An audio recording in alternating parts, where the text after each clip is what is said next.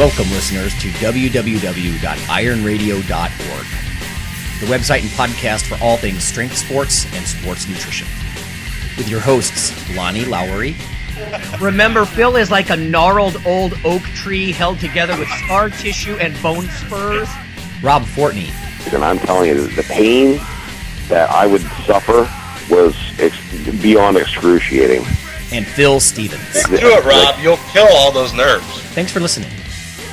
Good morning, everybody. Go to strengthguild.com, strengthguild.com. Scroll down to the Iron Radio collections, and we've got new shirts and new banners for you to support the show.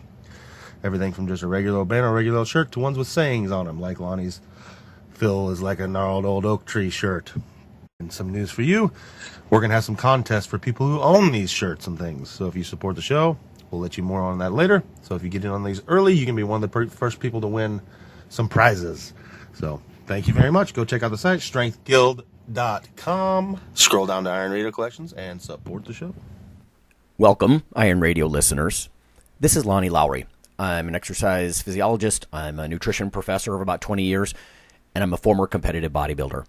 This week, I'm just putting together a few things after a, frankly, disappointing weekend from the Arnold Classic. A lot of you know it was, of course, mostly canceled, at least the expo and the spectator parts, because of the concerns for the coronavirus and the spread of it. So I will offer a little bit of nutrition news, and then we'll just do a mini travel log so you can at least get a feel of the experience that the Iron Radio crew had down there as far as what was available and how we salvaged the event. So let's get to it. One of the first things I thought I should bring up to everybody, Strength and Muscle Sport News, is partly sourced from Consumer Reports and an article by Kevin Loria talking about the relative lack of safety in leafy greens.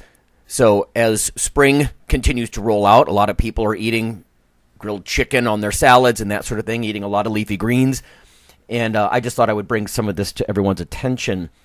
There have been a number of outbreaks, particularly related to romaine lettuce, but also sometimes when they throw it all together into these bags, even if they say triple washed, it could be a problem. So according to the Consumer Reports here, in April 2018, people were, of course, feeling the stomach cramps and diarrhea that grew worse and more severe. And then, of course, people are wondering what's happening. Later, it's happening again. October through December of 2019, there were apparently 133 people sickened because of romaine-related illnesses, foodborne illness, contaminants. And again, it mentions that there's a perception that triple-washed packaged lettuce is always safe when, in fact, the washing process does not remove all of the harmful bacteria. The end result of this limited effectiveness when it comes to cleaning your leafy greens has been that between 2006 and 2019, romaine and other leafy greens have been involved with at least 46 multi-state E. coli outbreaks. And I find this interesting because in my nutrition training, the poster child for E. coli outbreaks was usually beef. But that's not entirely accurate. It looks like vegetable-grown crops are responsible for 46% of the outbreaks of E. coli, whereas beef only about 26%. So it's not always the protein foods, the beef, that sort of thing. Now, you might be asking, how does the bacteria get into the lettuce, into the greens and the veg in the first place? And one answer is the runoff or the way that the crops are rotated or grown next to cattle, for example. So the E. coli is in the animal's poo, in the feces, and it can be taken up by the roots of the plant.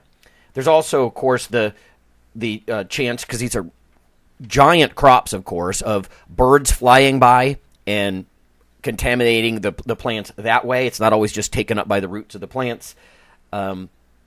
Even at the processing plant, one of the problems would be throwing lots of these different these greens together, and so you could cross-contaminate at the plant, processing plant as well. So there's these ways and more how these things get contaminated. So essentially the article is suggesting, what do you do right? What do you do about this? If you want to get your folate or, vitamin K or sometimes a little vitamin C, or even if it's a reddish or purplish aspect to the greens, you might get some anthocyanins, like the healthy antioxidants like you would see in berries, for example. There are obviously lots of reasons to consume these, not the least of which for our population is just volumetrics, right? Creating a little volume in the meal so you're not just eating boiled chicken breast plain on the plate, but you can actually create a salad or something. So the article is suggesting, first, it's reminding you that your chances of being contaminated are actually really quite low. In fact, I think only about 16% of people annually get foodborne illness, but it is something to keep on the back burner, like on your radar at least. People, I think, often assume that they've caught a virus, a flu-type virus or something like that when, and again, you're talking about that maybe 1 in 6 people actually dealing with a foodborne illness every year, but I'm guessing that 1 in 6 people don't actually attribute it to that necessarily. So they're suggesting a couple of things. You could cook your greens until they're wilted. Now, that doesn't sound very delicious when it comes to a salad or something like that, but I think about, like, for example, you could do that with spinach. It's quite nice. You could put cooked spinach on all kinds of things. They suggest maybe buying whole head lettuce because the internal leaves are less likely to be exposed from at least external source of E. coli. They talk about consider greenhouse-grown plants. Now, that's very interesting. I was mentioning vertical farming not that long ago. In fact, Elon Musk, I believe it's his brother, who's really into a lot of these potentially disruptive technologies and growing plants with the perfect nutrients in the solution, right, in the soil or in the water that the roots are in, and the perfect wavelength of light and everything else. And, of course, one nice aspect of this would be you'd be much less likely to end up with contaminants because it's all such a controlled environment and it's not out in the wild. And lastly, at least as far as I'm concerned in this article, it talks about soaking the greens in a vinegar water solution. Could be helpful from a microbiological standpoint as far as reducing your risk. Even after about 10 minutes, it's not going to kill all the bacteria, but then you could try to wash them and at least get some of the vinegary taste out. Or I suppose you could just use a vinaigrette on the salad when you're eating it as a sort of a vehicle to get in your grilled chicken. So I just wanted to kind of toss that out there for everybody. Some numbers for you as far as the risks involved with consuming romaine lettuce and other leafy greens, like sometimes you'll see in these pre-arranged packages at the grocer, and some commentary and tips about how you can deal with it. Okay, one more piece of news here before we go to break, and then we just have a little travel log that might be of interest to people who are interested in breaking in to the powerlifting industry or the strength conditioning industry. It's all wrapped up in our little travel log again. Anyway, this one is for the ladies that listen. Influence of the menstrual cycle on blood markers of muscle damage and inflammation following eccentric exercise. So this is from Romero Parra and colleagues, International Journal of Environmental Research and Public Health, 2020. What caught my eye was the fact that they used trained women. So they're looking at eccentric training, right? Negatives, lengthening contractions that cause a lot of soreness and subsequent growth, actually. But it's well known that women have less muscle damage. So it's interesting that they would look at the follicular phase, the first half, roughly, of the month when estrogen levels are climbing, and then compare that to mid-month and then the luteal phase where the hormone progesterone, the hormone of pregnancy, if you will, really kicks up. So let's see. The aim of the study was to evaluate whether the menstrual cycle and its underlying hormonal fluctuations affect muscle damage and inflammation in well-trained females following eccentric exercise. So these were eumenoric, so healthy menstrual cycle type women. They performed, it says, an eccentric squat type of exercise. And I don't have details about how many reps or what the load on the bar was or that sort of thing. In my experience, you really have to go quite heavy. So you're talking about like 80, 90%. You can even go above 100% of your 1 rep max as long as there's spotting going on. And again, depending on the load or the percent, somewhere between 25 and maybe 40 repetitions. You need enough volume to create the damage. So I'm wondering what they actually did there. But it says sex hormones and blood markers of muscle damage and inflammation were measured. And, of course, the classics here for muscle damage like creatine kinase or LDH, that sort of thing. For inflammation, they have these catabolic cytokines that tend to break down tissues, like interleukin-6 or tumor necrosis factor. They even looked at C-reactive protein, which is a very broad, general inflammatory marker. The bottom line here, no effect of the menstrual cycle was observed. They did say that there was a moderate effect size, and sometimes researchers will look at what's called an effect size when there's not statistical significance, but they think there's something going on, and maybe they just need more subjects. But there was a moderate effect size related to interleukin-6 in the mid-luteal phase. So if I'm remembering my reproductive physiology right, that's sort of, 2/3 of the way or 3/4 of the way through the month where progesterone might be highest. But anyway, this isn't about the progesterone. This is about the IL-6. They say the eccentric exercise barely triggered muscle damage, possibly due to the participant's training status. Now, that might be true. If you're highly trained, you get less creatine kinase release and muscle damage. And again, a lot of our listeners, they are well-trained women, and their bodies have that sort of iron plating effect that Priscilla Clarkson's lab sort of coined that term years ago. But again, if you do enough in volume and intensity, you should be able to get more going on. So they said nothing really happened, but again, I don't think they, at least it looks like they didn't provide quite enough intensity times volume to really get the ladies sore. And again, it's harder to make women sore than men. Men kind of fall apart. We get real sore. We have real high creatine kinase release and things like that, at least more so than women. So I guess the take-home message from this is, aside from a slight inflammatory cytokine effect in the second phase, like 2/3 of the way through the month, not much really going on, not a lot of take-home message. So the practical application would be that if you're a woman and you do eccentric training, it probably doesn't matter that much. When you do it throughout the month, it's just not going to have a huge impact on your inflammation and muscle damage markers. So that's it for the brief amount of news.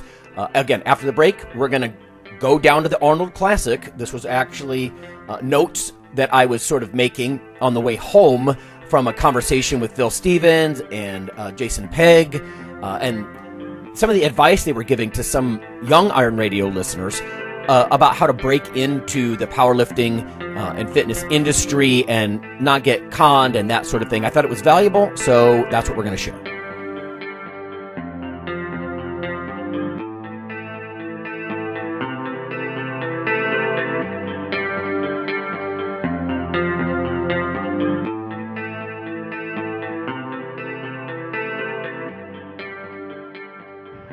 Hello there, ladies and gentlemen. Yeah, you know who this is.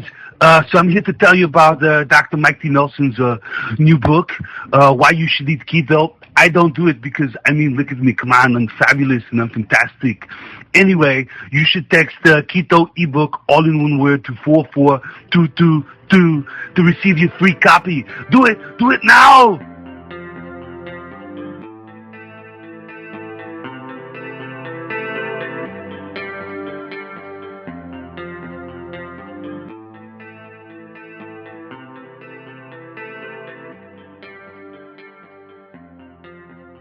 Hey listeners, this is Dr. Lonnie Lowry. If you've ever had anyone critique you on your protein intake as part of your weightlifting lifestyle, oh, you poor meathead, all that extra protein is going to rot your kidneys or weaken your bones or dehydrate you or give you gout or who knows what. There is a book available. You could simply Google CRC Press and Lowry. And what I've done is reach out to experts all over the world and create a book, a single compendium that you can hold up and say, this is why I consume extra protein. This can be very valuable when you're being quote-unquote educated by various professionals on the topic. There's an enormous amount of literature in this book on the safety, the effectiveness, how protein works in cells, the history of protein and weight trainers, much more. So again, please check out CRC Press and Protein and Lowry. You can just Google that.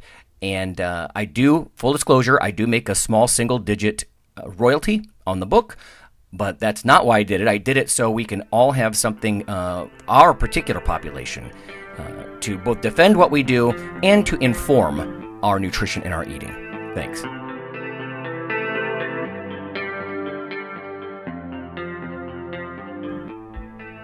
Iron Radio is, of course, primarily a podcast. But over the years, there have been technical glitches calling for backup streaming and listeners who wanted the convenience of other sources of audio content. Toward this end, Iron Radio is now simulcast and backed up on YouTube. If needed, please search Lawnman07 or Iron Radio from within YouTube.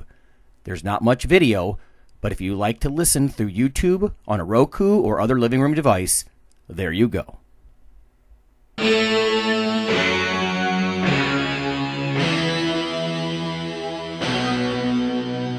Like your weekly fix of Iron Radio?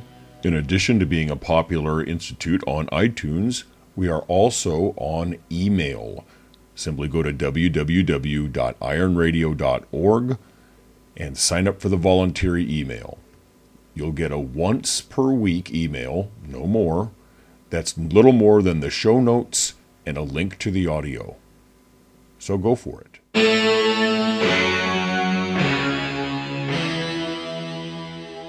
All right, we're back with this special and a little bit briefer Salvaging the 2020 Arnold episode. Probably a good idea to start with just a sort of a public service announcement about the coronavirus.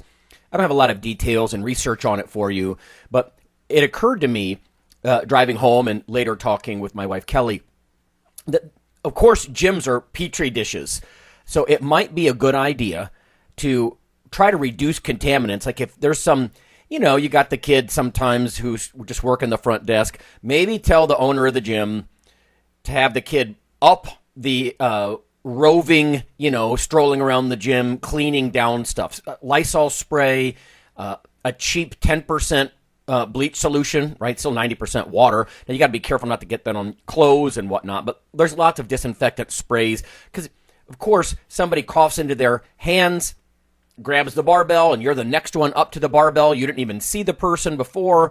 I wish I had some details, if anybody does, about how long the coronavirus, or really any flu virus, other viruses, last on a surface. Like I know during bloodborne pathogen training that I do for the university, of course, some viruses are much more robust and others are much more fragile as far as how long they can live on a countertop or something like that. But I would love to see some stuff. Maybe I'll dig around myself for viruses that might get down in the knurlings of a bar and avoid, getting destroyed through cleaning. But anyway, Purelling your hands when you walk out of the gym, that's like my thing. I wash my hands when I'm done lifting. I go out to the car, and then I Purell before I grab my training log and log what I did for the day. So not a bad idea, I think, or I wouldn't be doing it. So maybe think about that. Pester your gym owner to keep everything as clean as possible. The surface of benches, the barbells themselves. You don't want any kind of weird goop on that that's going to make your hands slip on the bar or the dumbbells or whatever. But, Lysol spray and other disinfectants could definitely be all of our friends this time of year with all the, even just cold viruses, head cold viruses, rhinovirus going around. Okay, so the segue then is the Arnold Classic, now the Arnold Fitness Weekend or the Arnold Sports Festival, it's gone through these iterations, was mostly shut down because of the concern for spread, right? Getting tens upon tens of thousands of people or over 100,000 people roving through a giant expo hall shoulder to shoulder, not always being polite and coughing into their elbow or something, but just, being gross. That could be really bad to spread viruses in general. So they didn't take their chances and they shut it down. So Phil is still on the road. Okay, so let me back up. Phil is still on the road. I'm coming home and I'm just going to basically share a few things as far as what we did do down there. We went down there anyway. I mean, Phil was in town to see Jim Wendler and those guys, and last minute, Phil sort of put something out there, I think, on Facebook about, let's have just a little Iron Radio get-together. But, of course, with no planning and last-minute everything, that's going to be of limited efficacy. But this will be, again, a special episode, sort of a summary of the Arnold weekend down in Columbus, salvaging what we could. So what did we do? Well, we went to Barley's Brewing Company. I just hopped in the car. It was about a 2-hour drive, grabbed an energy drink, and shot down there. In the end, I ended up spending 2 hours each way for maybe just 3 hours on site in Columbus. But I know Phil had some T-shirts that we were going to give away as marketing material and things like that. I had actually printed off just a very limited batch of some little Iron Radio keychains, maybe hang from your rear view mirror or whatever. And if we saw people wearing our T-shirts or identified themselves as Iron Radio listeners, just a little tidbit reward, something like that. But when we were at the brewery, we did get into a discussion with a couple of listeners, particularly one of my former students who had made the trek to the Arnold despite the atrophied presence of everything. And this is always interesting for me, right? Because from my perspective, I'm never quite sure what's going to happen at these kinds of events. And so this conversation started to become something that I hadn't planned, but was valuable enough to share. So as a young strength coach started picking everyone's brains just about powerlifting industry insider advice, one of the more interesting things that came up was the question about how to break into the strength industry in general. So Jason actually had some good points about getting shadowing experiences and observation hours without expecting a formal or certainly not a paid internship. You don't have to start with a formal internship. You can just sort of promise to stay out of the way, be a fly on the wall, and make observations.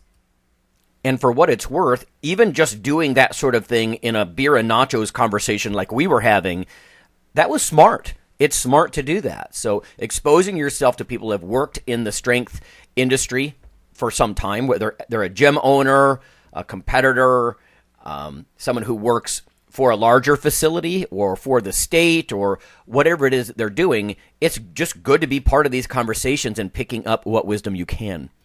As the conversation went on, one thing that stuck for me at least was that for a young guy or gal who's just looking to witness various systems of training, it's important not to get conned.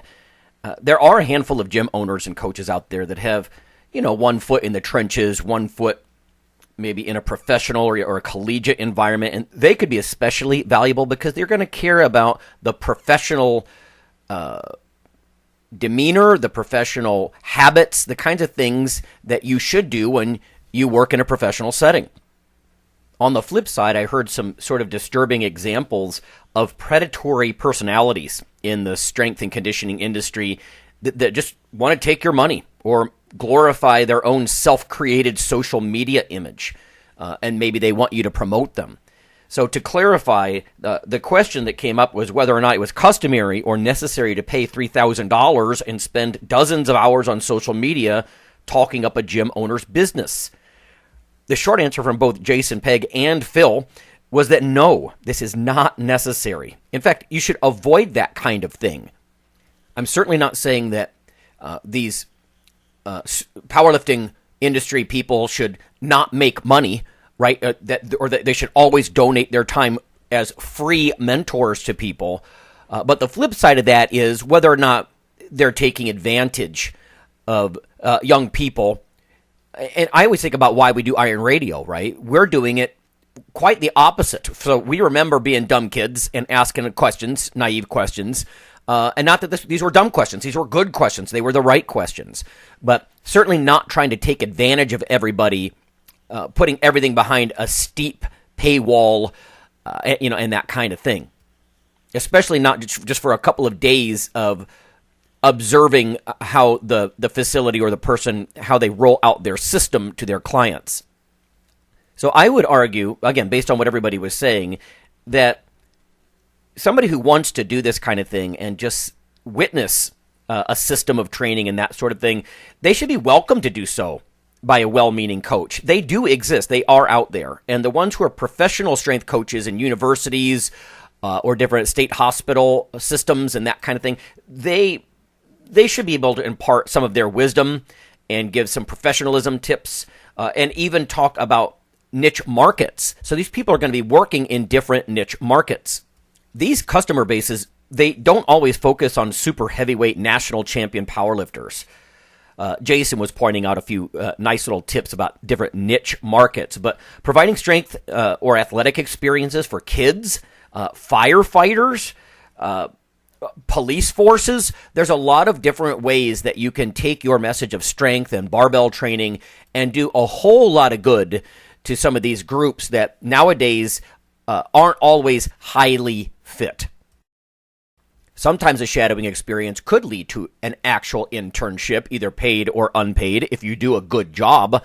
But you're going to have to pay your dues for a while. I suggested pay your dues for maybe 5 years, or as Jason put it, eating shit for 5 years helps to disabuse a young, hyper-motivated college grad that he deserves to be a celebrity out of the gate. I think that's almost the YouTube or social media myth, and it's actually wise. Spending thousands of hours under a barbell yourself and then working with different kinds of clients and what learning approaches or training approaches works best with different ones, that's solid gold. And you should be able to earn your way toward a better job.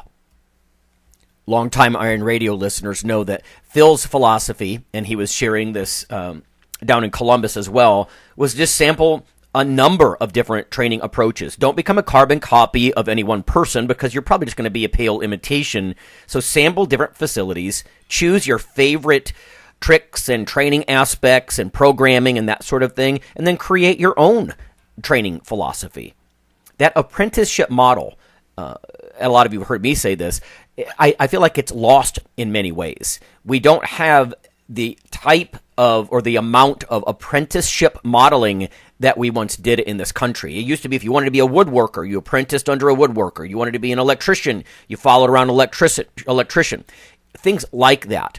And it's sometimes we have, in a worst case scenario, college graduates in like an exercise science program, and they don't have a lot of rubber hits the road experience with actual people and getting results. In addition to that, Jason's gold nugget was about how he himself was getting different specialty certifications from the state, not about fitness, about other things, to augment what he already knows about strength programming. That is really going to help if you're going to be working with clients. Like, let's say you work with firefighters. It might be good to go get an EMT or some level of paramedic certification or something like that. Something where you can have a better feel for the demands of their type of activity. And let's face it, acquiring skills like that are just going to make you more valuable and get you a higher paycheck as the years progress. Not the weeks or months, the years progress. Now, at that point, the conversation took a weird turn, and this was something that we might have even touched on years ago in the past when Fortress was on, but I didn't think this happened with powerlifters as much. But if you do start to build a name, and you start working specifically, as sort of you're an example, you're a competitor yourself, you're huge, you're strong, you're open a powerlifting gym. Some of the guys around the table were talking about being approached by very, weird and kind of creepy elements of people who are willing to pay for services that no professional would probably offer. Suffice it to say, some of them were weirdly sexual or abusive, and these are some of the things I've heard stories about around bodybuilders and that kind of thing. I've never heard this being, one of these creepy subcultures hovering around the edges of powerlifting as well. So maybe something you might want to keep in mind there too is you get propositioned to do something like that. I guess it depends on how mercenary you are, but I would suggest just avoid that altogether.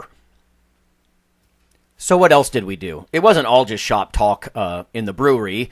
After we ate, there was these mountainous appetizers, but burgers and some stout beers and that kind of stuff. There was some ridiculously good fries, by the way. I know you low-carb people don't want to hear that, but we headed over to the convention center proper.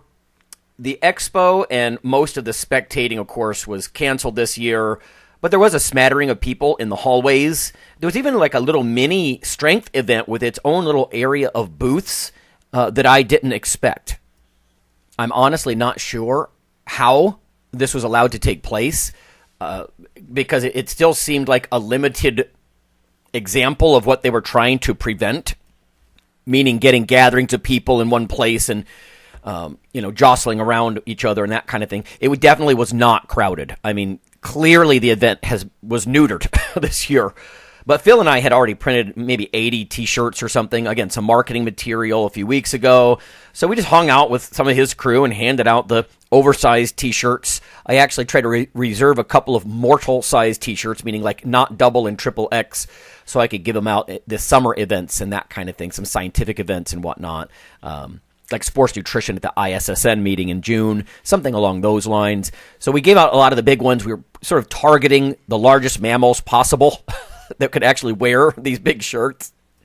And while we were doing that, Phil actually had a really good point.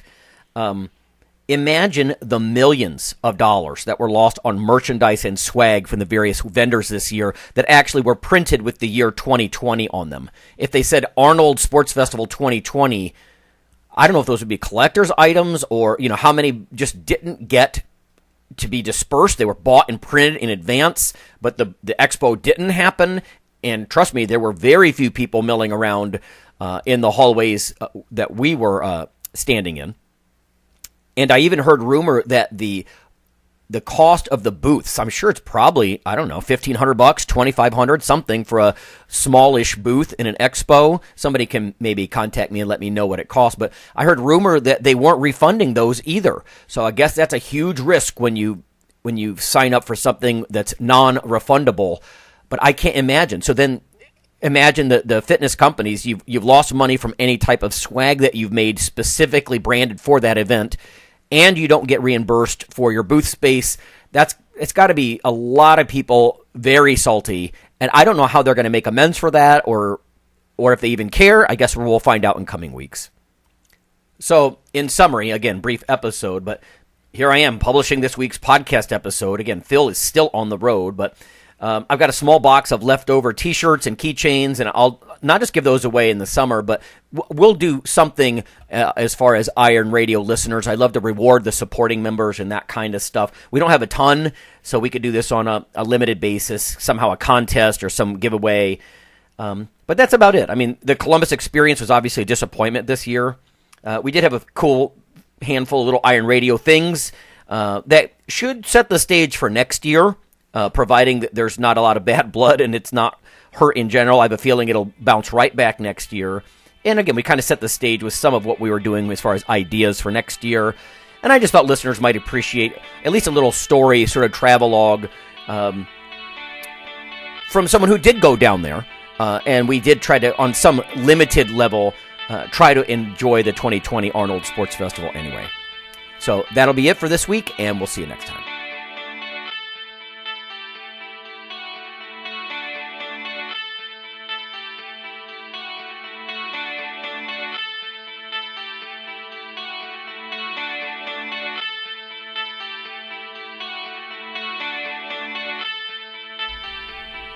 Hey listeners, have you seen the store at ironradio.org?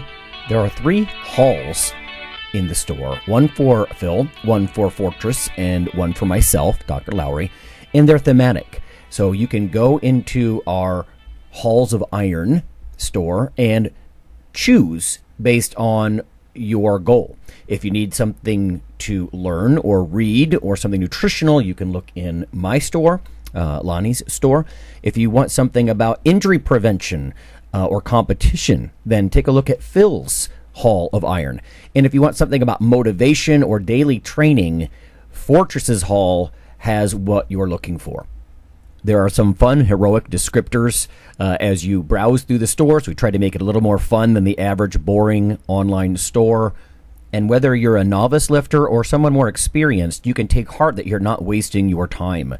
The things that we put in each Hall of Iron are actually based on our own recommendations. Protein powders that we know to be good, knee sleeves, wraps of some kind, things that Fortress uses in his own training.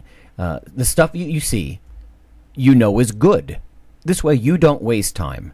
So check out the Iron Radio store at ironradio.org and let us know what you think on the forums, and certainly you can request products and we will screen them before they go in. So thanks for listening.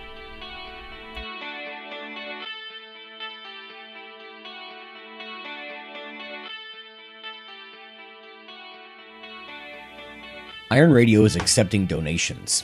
If you like what we do, the professors, the scientists, the bodybuilding show promoters, the athletes themselves in powerlifting and bodybuilding, please consider making a donation or maybe buying something from the ironradio.org store. We also are accepting supporting members. So for $4 a month, which is frankly less than the bank sneaks out of your account in fees, you can step up and support a form of sort of public radio for the bodybuilding and powerlifting and strength community. The Iron Radio podcast and all of the audio on ironradio.org is for informational purposes only.